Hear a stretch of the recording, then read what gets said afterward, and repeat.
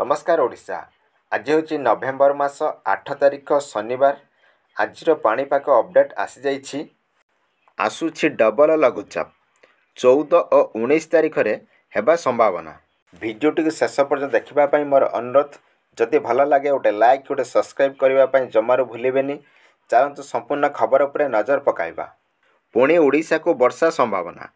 आसुछि double लघुचाप गोटे low pressure 14 तारिख रे अन्यटी 19 तारिख रे हेबा संभावना रही। एने पूर्वानुमान करिछि पाणीपाग विभाग।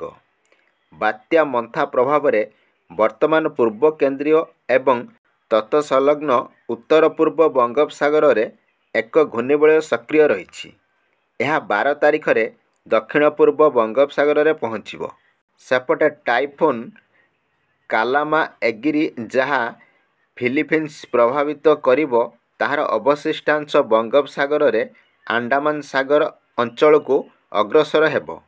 एही दुई घूर्णिबलय 12 तारिख रे दक्षिण पूर्व एवं तत्संलग्न पूर्व केंद्रीय बंगोपसागर रे लीन हेबो, जहाँ प्रभाव रे 14 तारिख रे दक्षिण पश्चिम बंगोपसागर रे एक लघुचाप क्षेत्र सृष्टि हेबा संभावना रही। तेबे लघुचाप प्रभाव रे राज्य रे वर्षा हेबो कि नहीं ताहा जଣା पड़िनी। अन्यपटे 19 तारिख आड़कू आउ एक लघुचाप संभावना रही। घूर्णिबलय प्रभाव रे दक्षिण अंडमान रे लो प्रेशर नहीं पूर्वानुमान करिछि पाणीपाग विभाग। तेबे एही लघुचाप उपरे नजर रखिछि। सेपटे राज्य को फेरुछि शीत। 14 तारिख रु 20 तारिख मध्य राज्य रे शीतलहरी अनुभूत हेबो।